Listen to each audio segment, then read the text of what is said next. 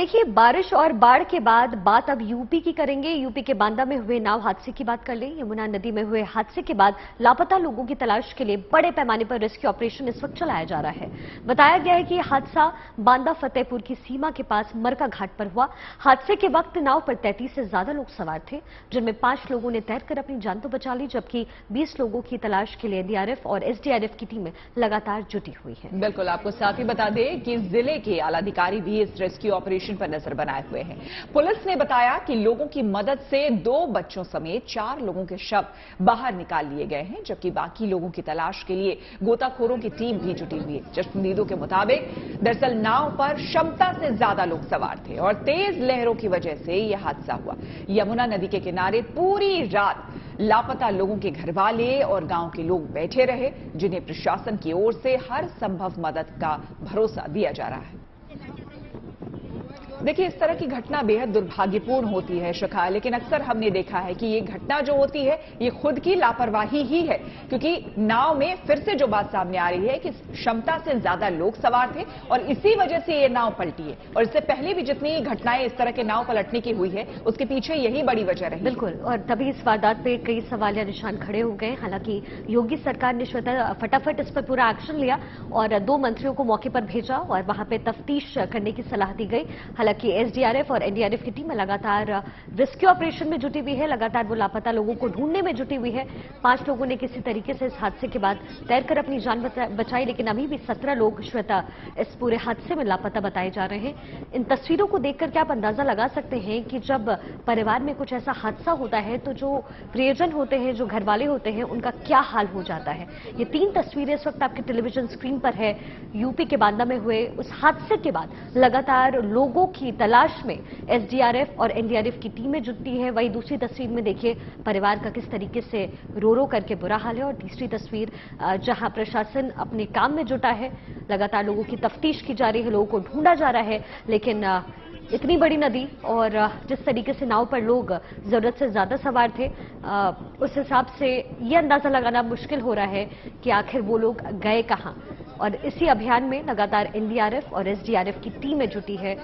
हम आपको तस्वीरों के जरिए दिखा रहे हैं। तो ये 3 तस्वीर आपके टेलीविजन स्क्रीन पर, जिसमें आप देख सकते हैं कि किस तरह से पहली तस्वीर में जो आसपास के लोग हैं वो वहां पर जुटे हुए हैं और लगातार यही ढूंढा जा रहा है, तलाशा जा रहा है कि जो लोग नाव जो पलटी है नदी में, उसके बाद जो बाकी लोग हैं, क्योंकि कुछ लोग तो अपनी जान बचा पाए, लेकिन कई ऐसे लोग हैं जिनकी तलाश अब भी जारी है। एनडीआरएफ और एसडीआरएफ की टीम जो है वो लगातार उनकी तलाश में लगी हुई है। यहाँ से नाव गई है तो उसकी स्टीयरिंग टूटने की वजह से और इधर उधर करके हवा से पानी भर गया, नाव में पलट गई। जब नाव पलट गई तो मैं तैर के, मुझे तैरना आता है तो मैं तैर के, करीब 10-12 लोग बचे हैं। उसके अलावा जो भी थे बच्चे और लेडीजें सारी डूबी। ये घटना इस हुई कि नाव जो है पल्ला टूटने के बाद नाव डूब गई। कितने आदमी खत्म हो गए?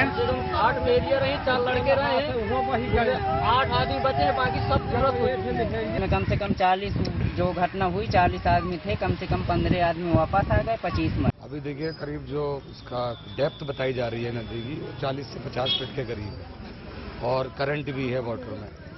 और एग्जैक्ट लोकेशन सबकी भिन्न भिन्न आ रही हैं। कुछ सेंटर में बता रहे हैं, कुछ बता रहे हैं कि सेंटर को पार कर दिया था नदी के तब बोट पलटी है। तो थोड़ा सा कंफ्यूजिंग होने की वजह से, एक्यूरेसी की वजह से कि किस जगह एग्जैक्ट ये हादसा हुआ है। और थोड़ा जो गहराई है, पानी दलदला भी है, वाटर में करंट भी है। हमारे रेस्क्यूअर बराबर रात से लगे हुए हैं और प्रॉपर इसको डेड बॉडीज जितनी भी हैं उनको निकालने की पूरी तरह कोशिश कर रहे हैं। चुनौती सबसे पहले तो यही है कि एक जो एक्यूरेसी अगर एग्जैक्ट बता दें कि किस जगह बोट पलटी है, तो उसका एक थोड़ा सा कंफ्यूजिंग है जो यहाँ के लोग जो विटनेस हैं जिन्होंने देखा है।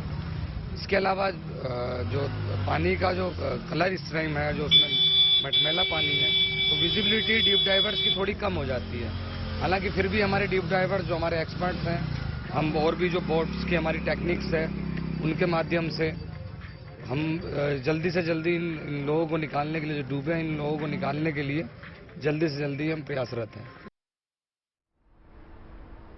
चलिए खबरों के इस सफर में अब बात कर लेते हैं आस्था की डुबकी की। श्रावण पूर्णिमा के मौके पर आज लोगों ने पवित्र नदियों में स्नान किया।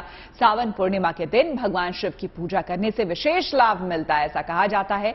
और इसी मान्यता कि आज के दिन स्नान और दान करने से सुख समृद्धि की प्राप्ति होती है और सभी मनोकामनाएं पूर्ण होती है। इस खास मौके से जुड़ी दो तस्वीरें हम आपको दिखा रहे हैं, एक अयोध्या और दूसरे प्रयागराज की। जी हाँ, अब आप नजर डालिए पहली तस्वीर पर। पहली तस्वीर प्रयागराज के संगम तट की है।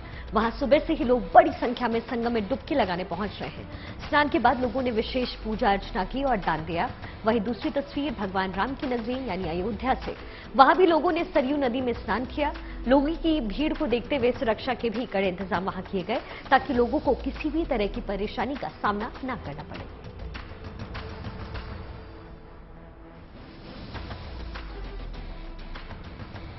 पूर्णमासी का आज बहुत बड़ी महत्व है। ये बहुत सालों बाद इस नक्षत्र में पूर्णमासी पर बहुत से लोग यहाँ श्रद्धालु यहाँ स्नान करने आते हैं। इसकी बहुत बड़ी ये गंगा मैया की बहुत बड़ी पूजा पाठ करते हैं, यहाँ आरती करते हैं। बहुत बड़ी महत्व है इनकी। जो आज नहाता है वो नन्ना सत्तर जाता है। इसकी मान्यता बहुत पुरानी है, बहुत पुरानी है और इसके स्नान करने से हम लोग पुण्य के भागी बनते हैं। तो सनातन धर्म का ये वो है। क्या लग रहा है कितनी संख्या जिस तरीके से? संख्या काफी है और ये 2 साल के बाद ये हुआ है। और उसके पहले जो है ये काफी भीड़ होती थी। वर्तमान में तो थोड़ा कम है, लेकिन सुबह काफी